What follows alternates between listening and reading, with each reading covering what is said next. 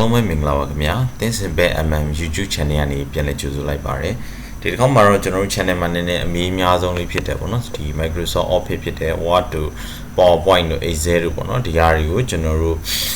ဘယ်လိုမျိုး activation လုပ်လို့ရလဲပေါ့နော်ဆိုတော့ activation လုပ်လို့ရတာကတော့အကောင်းဆုံးကတော့ဒီကျွန်တော်တို့ share key တွေဖြစ်တဲ့ခုနလိုပေါ့နော် license activation key တွေကိုဝယ်ပြီးတော့သုံးတာတော့ပိုကောင်းတယ်အဲ့ဒါကို recommended ပေးတယ်ဒါပေမဲ့ခုနလိုပေါ့ငွေကုန်ကြီးကြလည်းမခံချင်ဘူးဆိုလို့ရှိရင်တော့တခြားဒီကျွန်တော်တို့ command line ကနေ credit နည်းတွေလည်းရှိပါတယ်ဆိုတော့ဒီຢာတွေကိုလည်းကျွန်တော်တို့လိုက်ရှာပြီးတော့လုပ်လို့ရတယ်ဒါပေမဲ့ဒီ channel မှာကြတော့သူကဒီrule နဲ့မညီတဲ့ခါကျတော့ဒီຢာတွေတင်လို့မရဘူးပေါ့နော်ပြီးတော့နောက်တစ်ခုကတော့ခုနလိုပေါ့ဒီ KMS ပုံစံမျိုးပေါ့နော်ဒီလိုမျိုးကျွန်တော်တို့activation လုပ်တဲ့ software တွေဒီဟာမျိုးတွေနဲ့လုပ်လို့ရတယ်နောက်ပိုင်းမှာတော့ဒီ Windows Defender တွေကနေပြီးတော့နည်းနည်း security မြင့်လာတဲ့အခါမှာဒီဟာတွေကိုကျွန်တော်တို့ပေးပြီးတော့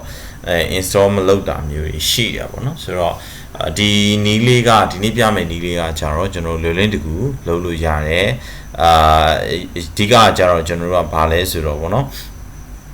activation လုပ်လိုက်တာတော့မဟုတ်ဘူးသူ့ရဲ့နောက်မှာရှိတဲ့ backend က file ကိုကျွန်တော်တို့ refresh လုပ်လိုက်တဲ့ပုံစံမျိုးပဲเนาะဆိုအဲ့တော့ဒီဟာလေးကိုကျွန်တော်နဲ့အတူလိုက်လုပ်ကြည့်လိုက်မယ်ဟုတ်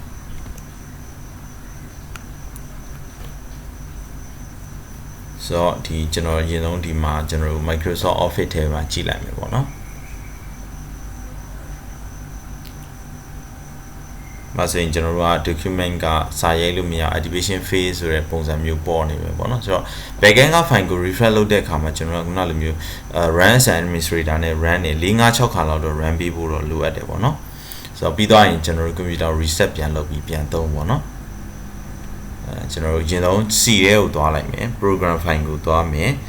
ပြီးရင်ကျွန်တော်တို့ Office 16ဆိုတဲ့ဟာကိုကျွန်တော် Microsoft Office ကိုသွားမယ် Office 16ကိုရှာမယ်ပြီးတော့ရင်အဲ့ထဲမှာကျွန်တော်တို့က OSP ပေါ့နော်ဒီ system file run as administrator နဲ့ run လိုက်မယ်9ကလောက် run မယ်ပေါ့နော်ပြီးရင်ကျွန်တော်တို့reset လုပ်ပြီးတော့ပြန်သုံးကြည့်ပါကျွန်တော်တို့ activation ဖြစ်သွားပါလိမ့်မယ်ဆိုတော့အားလုံးကိုကျေးဇူးတင်ပါတယ်ကျွန်တော်တို့နောက်ဗီဒီယိုတွေမှာပြန်လည်ဆုံတွေ့ပါအောင်မယ်နော်